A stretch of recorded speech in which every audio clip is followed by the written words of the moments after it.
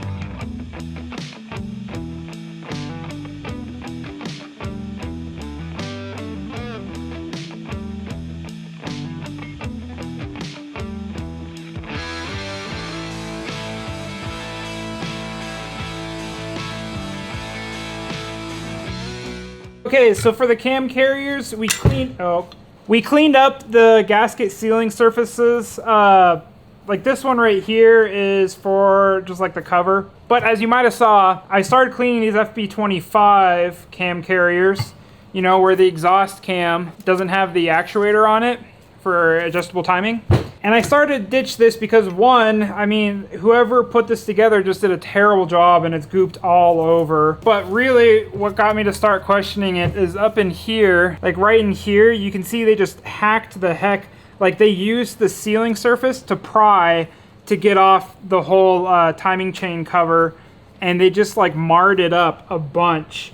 And then now that I look at it even closer, I think they came back with like a grinding disc or something and tried to like flatten out any, like pretty crudely flatten out any of the marring up that they did. Like here, I mean, that's my glove catching on still some of the marring on there, which yeah, not ideal. So then I started going, okay, well, what I'm concerned is that these cams are different than the FB20 cams, which when I looked up the part numbers, they are different part numbers. The indications on here, I don't know if this is to balance it or to mark like what kind of lobe it is.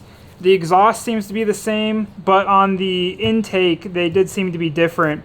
So I was like, okay, let's pull both the cams out. We'll pull the bearings from this cam carrier, and we'll clean up the FB20 cam carrier, so that way we can then put these in, put the actuator on, and then call it a day.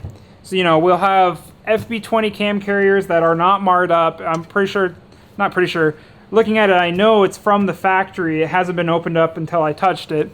So all the surfaces are really good, and I was really careful when I took it apart. So I took out the cams on here, as you can see, and this is just wild to me. So these cam carriers, there's no bearings. They just machine the bearing into the aluminum itself and then call it good. And looking on the parts, you can buy a whole cam carrier with the bearing or with the cams in it. And I think that's because they probably match the cams to the cam carrier, because you can't replace bearings. So it's just, you know, when they wear out, which kind of sucks, because when I looked at this, the intake cam here, we'll see if you guys can see this, but like this bearing surface right here is really not that good. So yeah, this intake cam, it's just, man, it is so rough there. You know, like I'm catching my fingernail on the ridges. So that basically means the second that I opened this up and saw that there was no bearings, and especially when I saw that guy was kind of all grooved up, I was like, okay, so these don't have good sealing surfaces. Yes, I might want to use the cams, but the cams bearings are probably matched to this cam carrier. So if I wanted to run these cams, I should probably keep them in this carrier. So that's where I switched over to the FB20 cam carriers with the FB20 cams.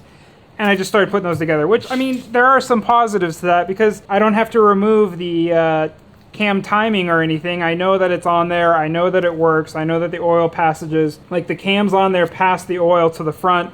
That was one thing we're gonna have to see on this exhaust cam is, oh, shoot.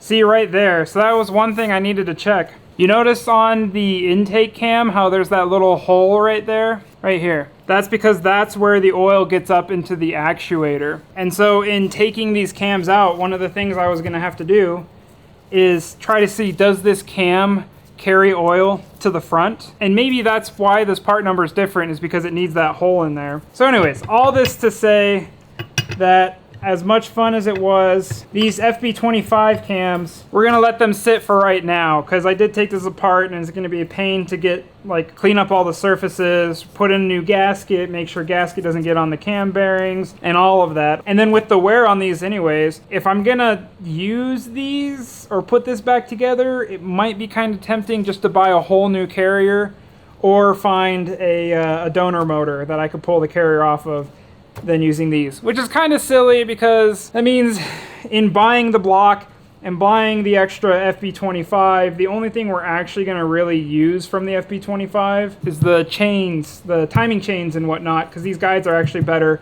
than the FB21s. And then also it was nice to get an extra set of tumble valves. Tumble generators. So anyways, all that to say is we got the other ones, at least the gasket surfaces cleaned. We kind of need to spray them off and get all the material off of them so that they're ready to assemble and for the next step. All right, that is the cam carriers finally cleaned off. They're looking nice and snazzy over here. We got our heads sitting just fine. Really, I mean, there's a little bit more work we could do, but honestly, the next step in this process is gonna be over here. Finally starting to use this. So let's actually pull this out. Got the engine stand right there. We got the motor.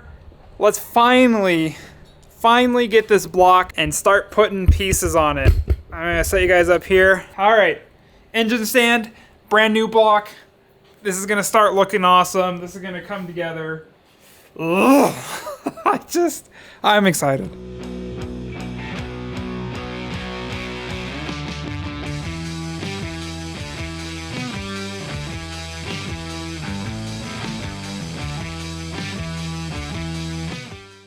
Okay, so here's the block. We're upside down right now. So we have that whole tray that needs to go in here. But yeah, we can actually look at the rods here and they are looking mighty fine. There is still a little bit of oil on here, but some credit kind of built up in the cylinder walls. I want to coat some of this stuff, make sure it's all nice and clean, but overall, it's looking pretty dang good. And here we are right there. FB25, baby. It's interesting because you can actually see down to the back side of the cylinder wall right here. Yeah, we're gonna clean it up a little bit, oil it a little bit, and then start looking at actually putting the heads onto there. Because that's like the first step we gotta do. But I wanna make sure it kind of rotates freely and there's nothing too crazy.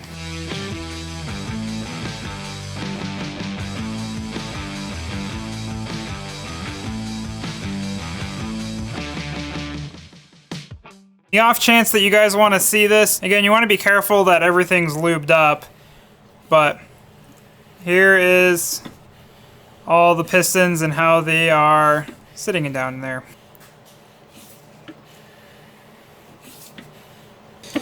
And then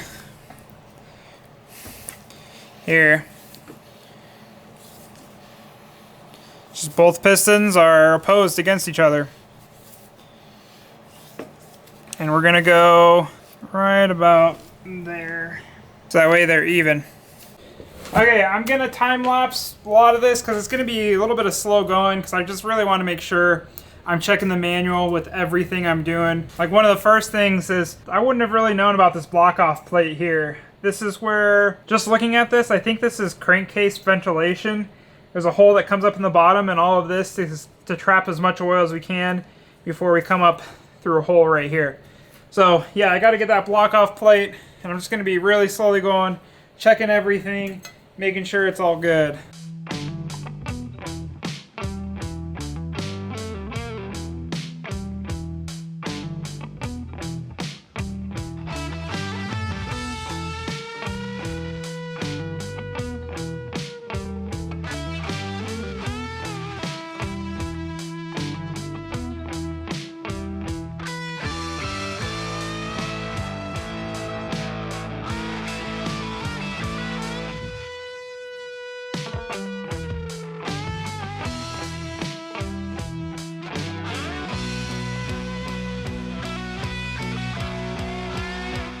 Not sure how much you guys caught of that because the memory card accidentally filled up, but we got the one head on right now, and holy moly, that tightening process, the most involved head bolt tightening process I've ever dealt with. And there's a couple points where I accidentally almost screwed up with, you know, like I might have over tightened this one a tiny bit in the beginning, but I don't think it really mattered. And then also, in case you ever do this, just be aware, two things. Basically, you do one pattern for tightening, and then when they have you do the loosen, it's like the opposite of that. So don't do loosen in the same pattern.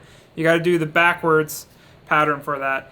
And then also, these guys in the middle, at the end, are tightened to a different degree than the ones on the outside. So, anyways, but that's okay, because even though you guys might have missed a little bit of that, we still have a whole other side to do. So let's get to it.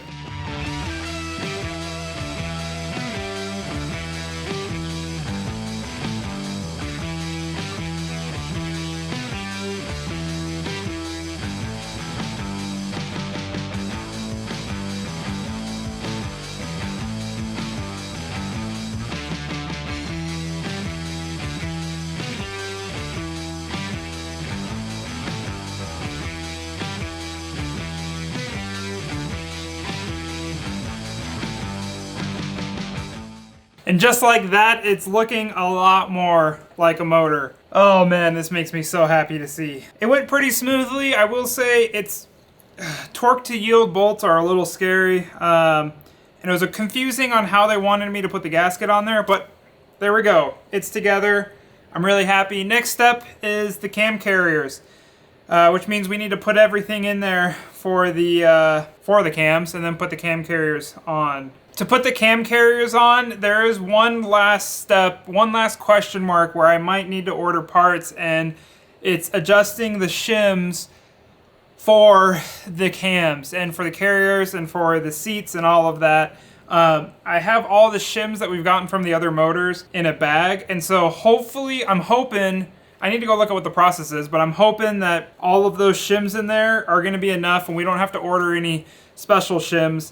But I kind of need to organize all of those and then get them all together. But this looks so good. Oh man, it looks like a boxer. I will say cleaning off the heads make it match in with the brand new block a bit better. So the other night I rushed and I just pounded out to put this head on, and it worked out great, other than later that night I came into the garage and I noticed I had this. You saw me clean these. If you don't know what this is, it's a water jacket spacer, and it's supposed to go around the cylinder heads, and it helps like distribute the heat and the flow of water around to get more even cylinder temperatures. And like, I can make an excuse that in the manual, when it talks about the crankcase, it says put these in on both sides, but because I want to work like this, if I tried to put it in on the side that doesn't have the head, it would have fallen out. So I just left it out until I did this, and then when I went to rush, I was like, oh, I can start from the other part of the manual that is talking about actually putting these all on, and so I forgot it. Anyways, not making excuses. It was a little difficult, but I was able to source a new head gasket, new head bolts, so that way we can put the water jacket spacer in and then put the head back on, because yeah, this head gasket and these bolts are done skis. They are done for.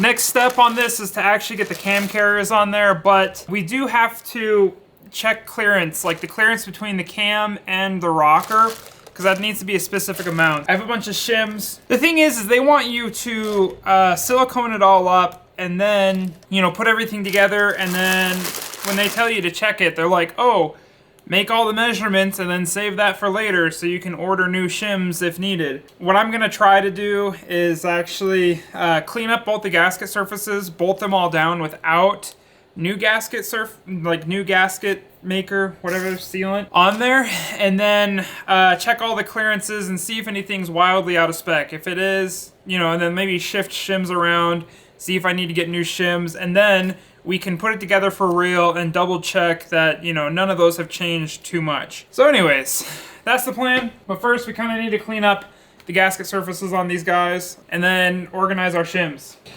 I forgot, I already cleaned them up, but we do need to be careful about these little filters in here and this O-ring. We're gonna need to replace those before we actually put it on for realsies. But yeah, they're actually clean, so let's organize our shims.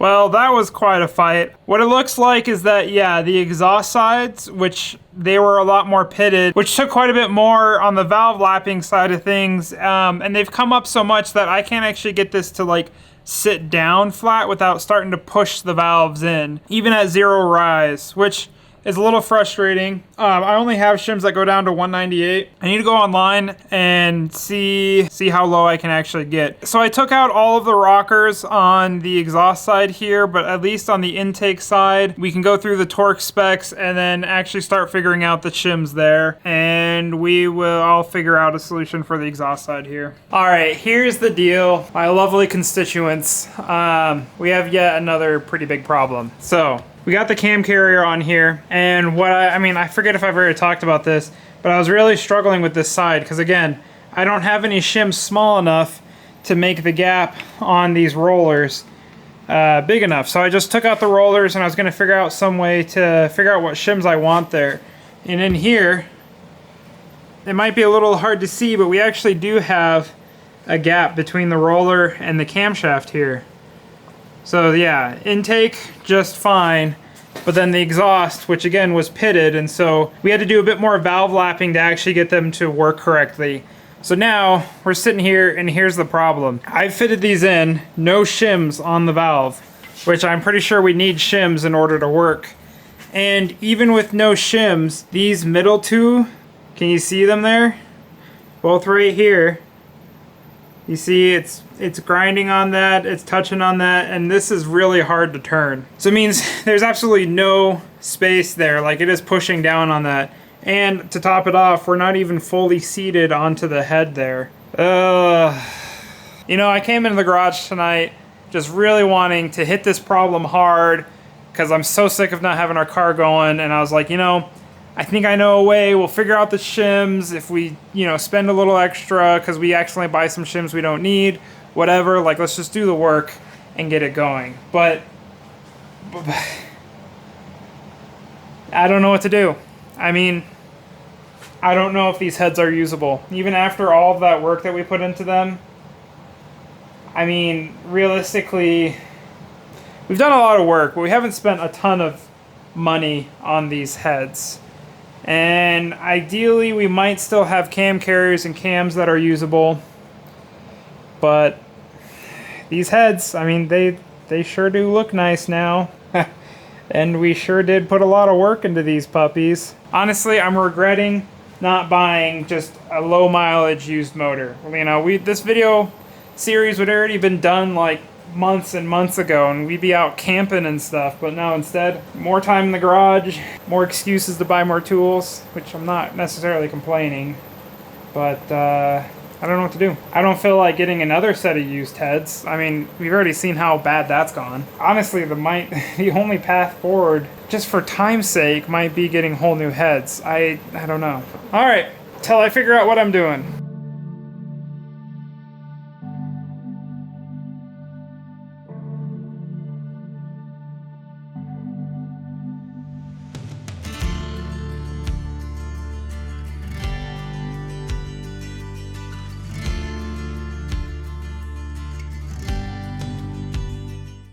I've gone to the old heads and I've measured these new heads. So on the FB20 heads, I just use my precision straight edge here and I set it down, and even though it's not precision, it's not like a gauge block, I just use the top to measure down to the valve.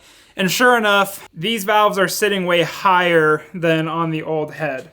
So that was kind of nice. And then I also took the cam carriers here, and between FB25 and FB20 cam carriers, I measured down to the camshafts, and they were the exact same. So I'm reasonably confident that in this scenario with this stuff, the FB25 cams are the exact same height and should work like the FB20 ones. Wait, FB20 should work like the FB25. So all of that to just say I'm reasonably confident that these heads aren't good. Which sucks. It really sucks because, you know, we just bought new head gaskets and new bolts because I forgot to put the water jacket spacer in there. And now we need to get all new sets. But I mean, other than that, at least we're not out of, we've really only spent our time because I'm going to have to order new heads. I'm just going to go directly from Subaru because then I don't have to worry about anything. And yeah, we spent a ton of time cleaning these up and worry about them. But all of the hardware should fit on the new heads. So the new valves, if I really wanted to, I could buy new ones, but I think these ones should be just fine. You guys can roast me in the comments, but that's what I think I'm gonna do. So even though you've watched this far, now we get to go all the way back to the beginning of the video and take apart all of the work we did. So who's ready for that? I'm ready for that. All right, let's get to it.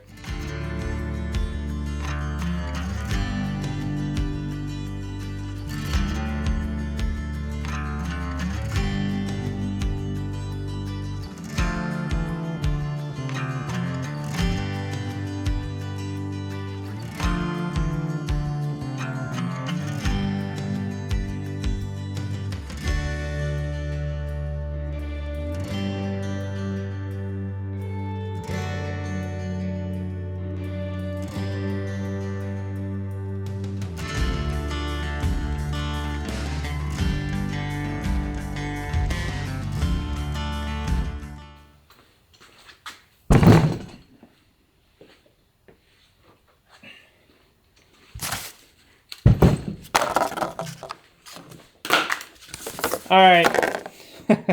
Funny story. I actually almost threw these out because I was like, I'm done with them. I don't need them. Like yesterday. So glad I kept them because now I can use them again. And I'll be honest with you, I really don't like using this tool. I really wish there was a better way. But here we go.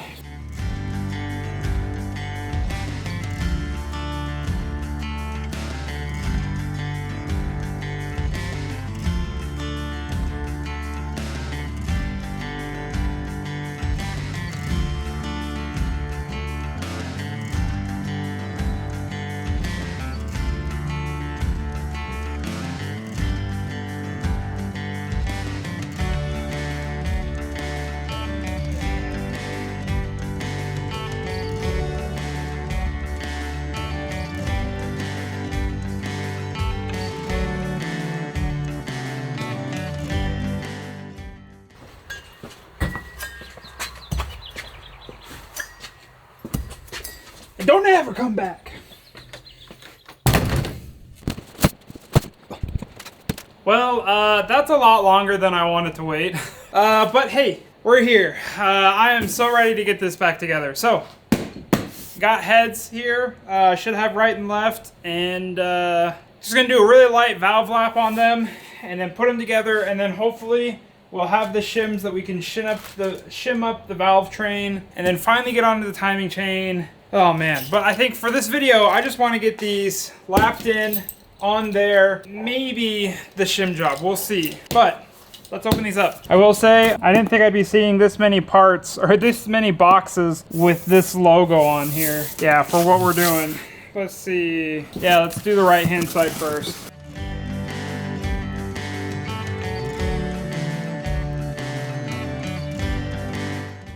All right, one last note before we get to time lapse. This grinding compound, I did look on there and it says, if you want, you can dilute it with a couple drops of water. So that's good. I'm gonna actually try doing that because brand new heads, I don't really need to lap them that crazy. So I wanna dilute it a little bit and then that will hopefully let me do a little bit lighter because I almost got like higher grit grinding compound, but this should be fine for what we're doing. So we're gonna do the right side first and then we'll get to the left side.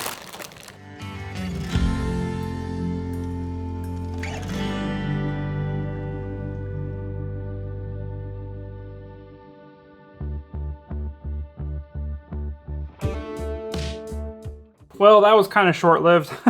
So when I first immediately pulled these out, I noticed this. That looks way different than what I'm used to seeing. So I grabbed the old head. Right here, like, look at how small that is. Like, that's, you know, and circular. And these are a lot more rectangular. But the thing is, I actually like these a lot better. Like, you get such a better straight shot into the valves there. And to put some backstory into this, when I went to go order these, again, we're just kind of putting parts together from different cars, and I noticed that there was different part numbers, and it was kind of hard to figure out what part number this was exactly.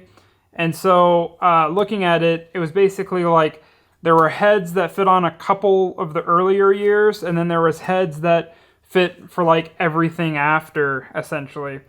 And so I opted to get the heads for everything after, and I think this is the main difference. So I'm kind of paying for it right now. I did just do some research, and it looks like, so here's the TGV valves. You know, and these fit on pretty well. So the problem is like these, it's the same bolt pattern, but you know, it doesn't line up at all, and it's pretty close to popping out. So if I really, really wanted, I could shove these on. Yes, they wouldn't line up. Yes, it would kind of be restricting all the way down into there. So there's a gap. Yeah, so I was just checking. There's a gap underneath here that could suck in air, so these wouldn't actually seal up. But I was like, you know, you could technically maybe run these and have them seal up, but then it would just be like a terrible junction coming into here because of like the size difference. But doing some research, it looks like for the entire intake plenum here, the main difference between this and those other years is that they molded the TGVs into plastic into here. So it's like all one piece, which kind of sucks. But I think what I'm going to need to do, because again, I want the more surface or the more cross-sectional area. Like this looks like it would flow better. And so I do like this design better. I don't want to have to return these. So I'm going to have to do a junkyard run, and I kind of want to do it before I mar these up, because I might be able to return these if I haven't really touched them at all. But I don't know, I won't know if it'll work unless I go get a new intake plenum, or new intake from this year. I think everything else should bolt up to it. It's just, you know, from the runners coming down and then the TGVs, they changed up the shape and optimized it to flow better. So yeah, this work would go out the window, but if we get the new intake, then it should actually run better than if we were doing these heads. This is one more thing I need to do before we can actually get that in. So hopefully you guys can kind of see that. Like, look how much of a straight shot down into there. Also, these guides to help the air flow in, which I think they technically go like that. Yeah, they don't fit at all. They fit inside and not even into the groove. So when we go to the junkyard, we'll have to make sure we pick up that too. Yeah, because I need all new 4 of those. But look how much of a straight shot that is down into the valves here. Like, that's a pretty dang good shot versus these. It kind of chokes up and then widens out right at the bottom side. So I like it, but it just means, gosh dang, more work. All right, well, now it's been like another week or so. Man, life gets busy. Here's the new heads. So I was a little bit, I guess you could say, paranoid after everything that's happened. And before I lapped in the valves, I wanted to at least check this spacing. And again, I have shims that go down to 198, which I think is 1.98, and then up to like, what, 2.60. And so I put in the smallest shims, and even right here, granted, I don't have gasket, but the intake is kind of hitting this a little bit. The exhaust was hitting not nearly as bad as the other one, but yeah, the exhaust was hitting a bit. So what I did is I took the shim out, and then I tried to get this down as much as I can. Again, don't do this because the head will actually deform a little bit as you bolt it down. So you want to do this once it's all the way there, but this at least will give us an idea. So I took the shim out, and then I used my feeler gauges to check the thickness in there, and it looks like it might be about 0.2 millimeters in there. And so yeah, so that kind of started raising some questions. This is going on YouTube, so I'm just trying to be completely honest with you guys that I just did a bunch of research. Granted, I don't know what the part number was on the heads that we pulled off. I don't even know what year a car it came off of, but these valves, I got these valves and they fit like the Crosstrek and the Forester and stuff. And I kind of had in my mind, I was like, I'll just buy all parts for the Forester and then we'll go from there. What I think has happened is that those heads were from a later Forester, a 2015, 2016. But I bought valves for earlier Crosstreks and the earlier Forester. But when I bought these heads, I happened to buy Legacy and Outback heads from like 2015 to 2018. So these heads fit all those because, you know, these heads fit a lot more vehicles and it's later, and I figured there might be some small improvements, but all the parts might fit up. But I just looked up the part numbers.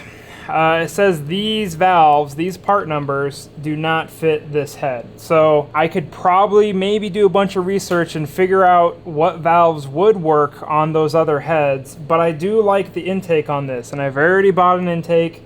These are brand new, fresh. I don't have to worry about them at all. So I think I'm gonna stick with these heads, but get actual valves that work with it. With the research I just did, I will say that the rockers and the hydraulic lifters and the shims and the springs and the spring retainers and like all of those other pieces fit like 1,000 vehicles basically. So all of those are definitely swappable. It's just these valves do not fit this head. So I think that's what, these are a little bit longer than they need to be, and I'm glad I didn't lap them in, because now I need to go order some parts and wait a little bit longer, even though it's going to put this video out a little bit longer. But I want to get this video to the point where we have the valves in, we have the heads on for good, and maybe shim them. I mean, that's the hope. So these valves are probably just fine, but I can't return them, and I don't think, I mean, who's going to want to buy valves? So my loss, your gain. That's why you're following this. Stick with a year and build everything from there. Or how about just buy a whole motor that's already together and working and then do that swap? Because this is a pain.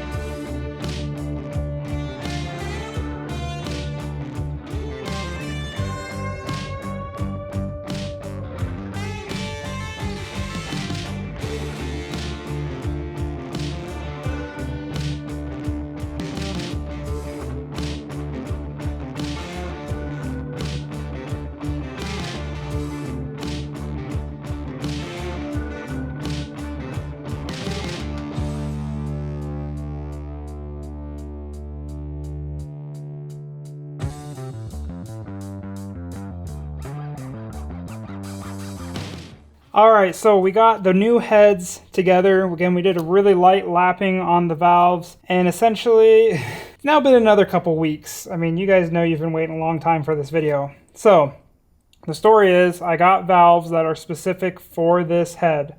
So I know no matter what, these valves should match this head. And I've also checked, and the cam carrier is the same for all of these years.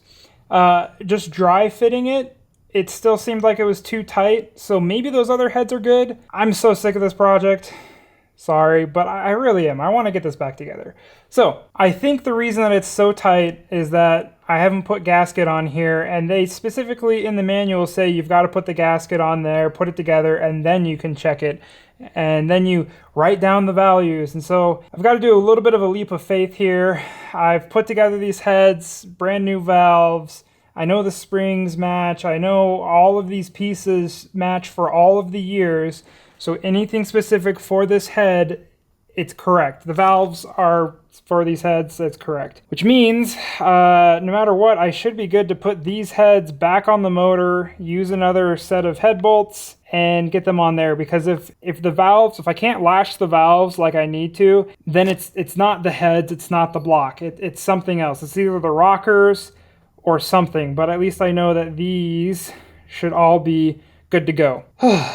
So, with that being said, yeah, we got them together. They're lapped. So now the next step is to get them back onto the motor and get to the point where we can try putting silicone down and the gaskets and everything, and then put on the heads.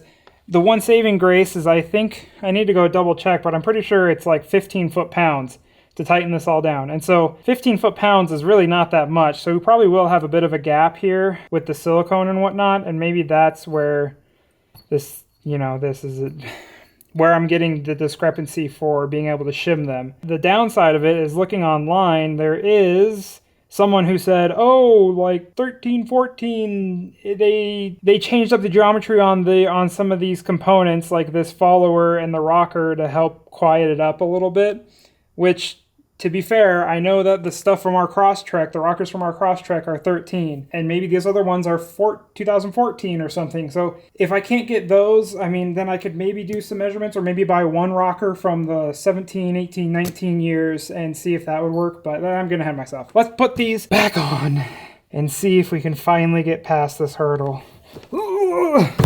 Oh, also one other thing is apparently I'm the only person to have ever ordered these little vanes in here.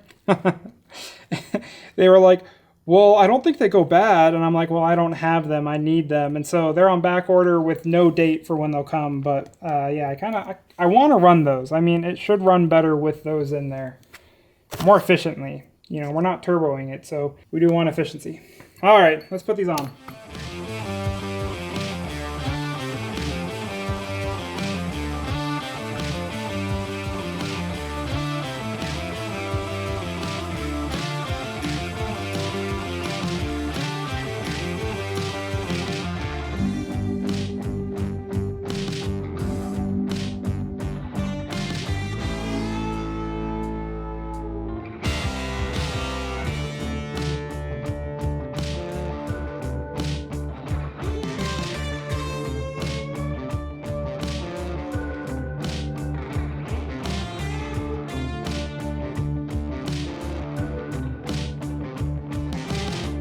I got this one side on right now, and I wanted to at least test my theory, so I put all the rockers in there, and then I put on my cam carrier per their spec, meaning cleaned everything, put the gaskets on, I have the O-rings in there and everything, just to see if maybe that would create the space needed to actually shim these correctly. And then I put the smallest shims I have, which are like 1.98.